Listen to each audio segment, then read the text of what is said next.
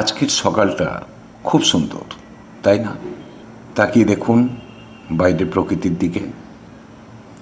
কিন্তু আজকের এই সকালে আমি একটা বিষয় নিয়ে আলোচনা করতে যাচ্ছি। সেটা হচ্ছে দুঃস্বপ্ন।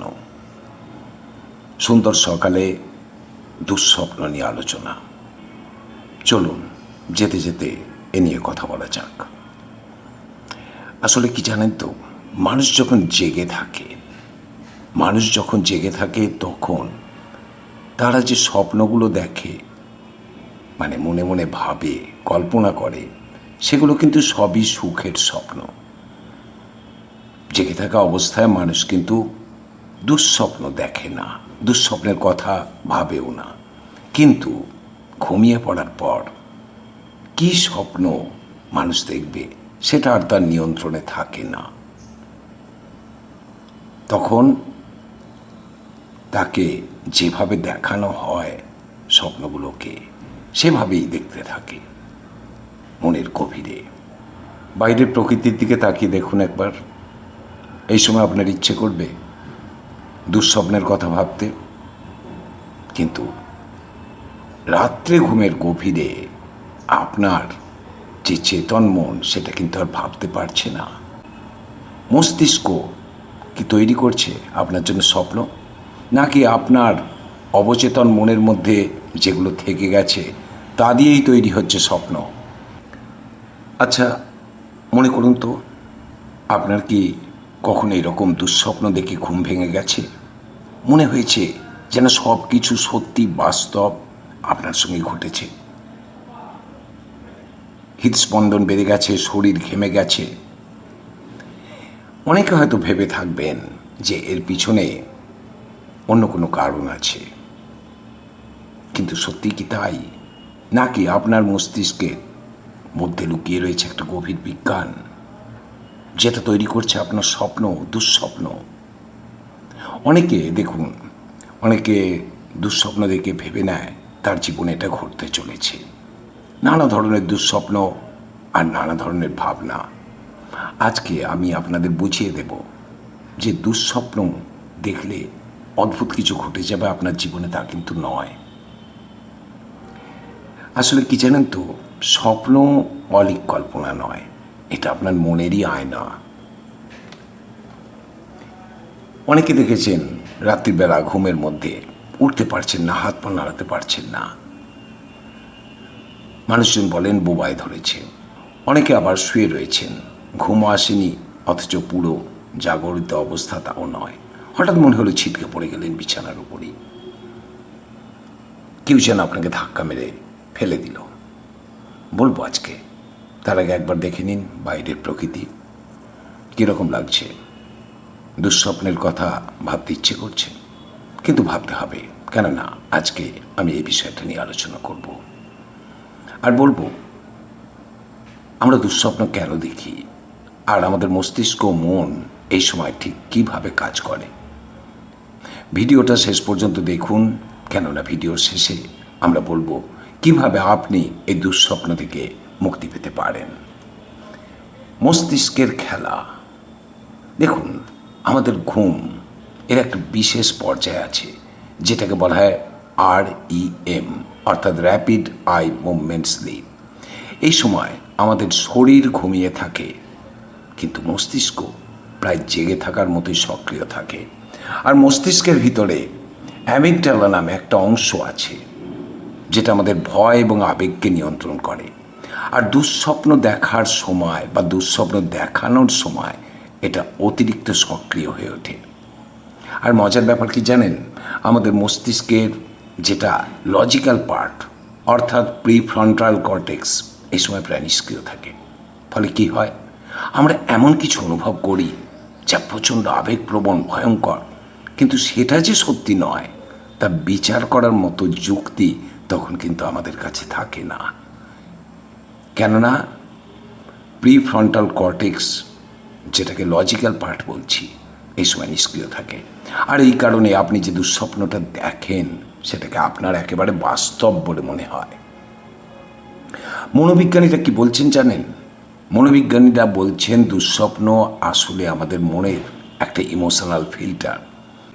সারাদিন আমরা যে চাপ, উদ্বেগ, উৎকণ্ঠা, ভয়ের মধ্যে কাটাই, ঘুমের সময় আমাদের মস্তিষ্ক সেগুলো প্রসেস করে, আর এটাকে বলা হয় ইমোশনাল রেগুলেশন।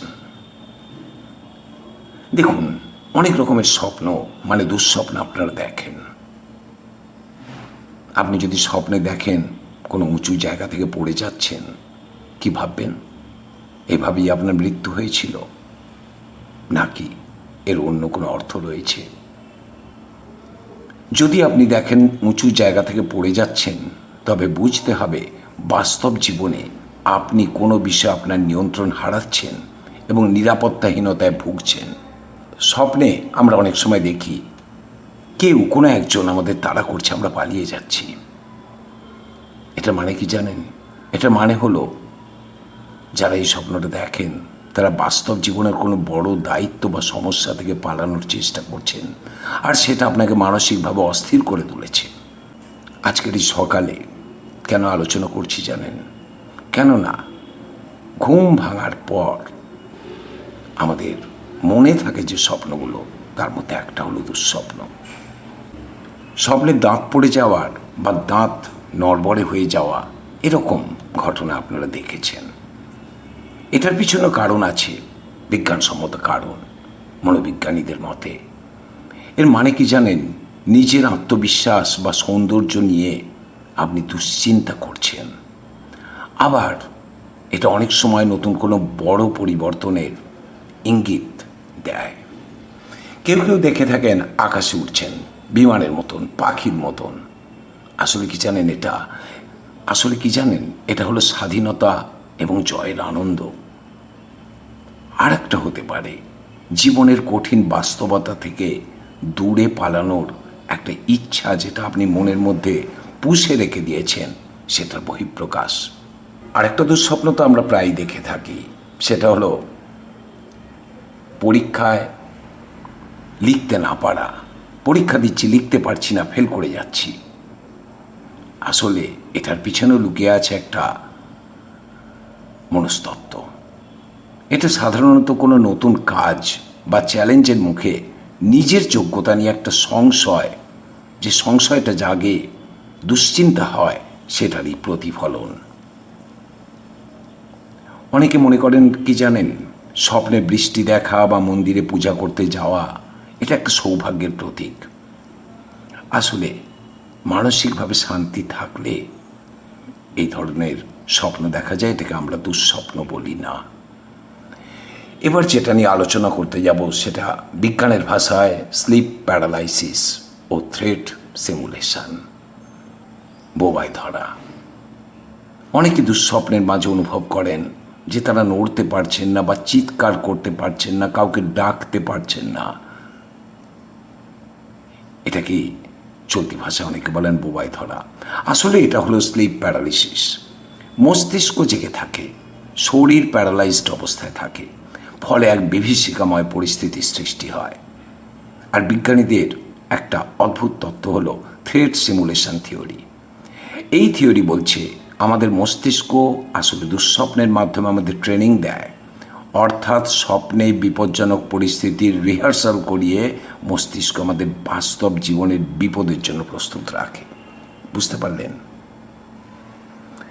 আপনারা এখন একটু দেখে নিন, চারিদিকে তাকিয়ে ভাবুন।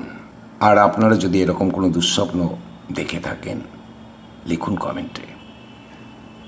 বুঝতে পারছেন এই মুহূর্তে আমাদের সংবাদ ভয়েস 9 স্পিরিচুয়াল চ্যানেলটি বন্ধ রয়েছে।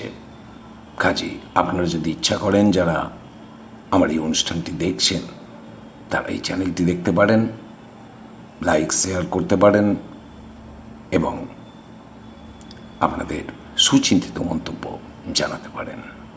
দেখুন, দুঃস্বপ্নের পিছনে অনেক কারণ রয়েছে। শুধু মন নয়, আমাদের লাইফস্টাইলও কিন্তু দুঃস্বপ্ন দেখার জন্য দায়ী। ডিপ্রেশন বা অ্যাংজাইটি থাকলে ইমোশনাল লোড বেড়ে যায় মনের ওপর, ফলে দুঃস্বপ্ন বেশি বেশি আসতে থাকে। ঘুমের আগে যারা বেশি মোবাইল ব্যবহার করেন বা ল্যাপটপ ব্যবহার করেন, তাদের ব্লু লাইট মনের উপর প্রভাব সৃষ্টি করে। মেলাটোনিন হরমোন কমিয়ে দেয়, ঘুমের চক্রটাকে নষ্ট করে দেয়, অর্থাৎ রাতে ঘুম আর আসতে চায় না। যারা বেশি বেশি মোবাইল এবং ল্যাপটপ ব্যবহার করেন রাতের দিকে। আর ঘুমানোর আগে যদি ভারী খাবার খান, চা, কফি ইত্যাদি খান, তাহলে সেগুলো আমাদের নার্ভাস সিস্টেমকে উত্তেজিত করে রাখে, দুঃস্বপ্ন দেখার সম্ভাবনাকে অনেক গুণ বাড়িয়ে দেয়। এবার ভাবছেন এর কোনো সমাধান আছে? হ্যাঁ, সমাধান আছে। কেননা দুঃস্বপ্ন কোনো রহস্যময় ব্যাপার নয়, এটা কোনো অভিশাপও নয়।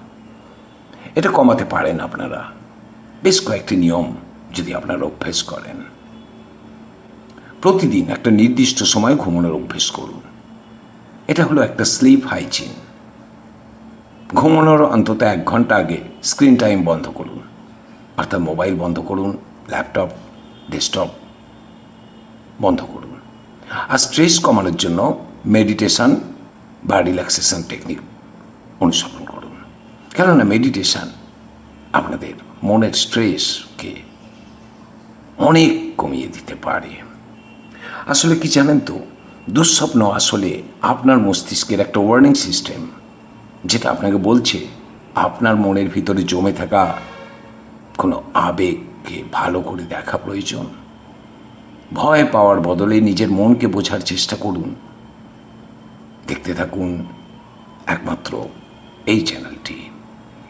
ভিডিওটি ভালো লাগলে লাইক দিন এবং আপনাদের দেখা সবচেয়ে ভয়ঙ্কর দুঃস্বপ্নটি কমেন্টে আমাদের জানান।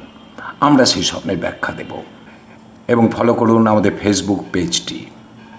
রহস্যময়, সত্য, বিজ্ঞানভিত্তিক এবং দর্শনভিত্তিক ভিডিও দেখতে হলে অদৃশ্য রহস্য জগৎ চ্যানেলটি সাবস্ক্রাইব করুন এবং নোটিফিকেশান অন করে রাখুন।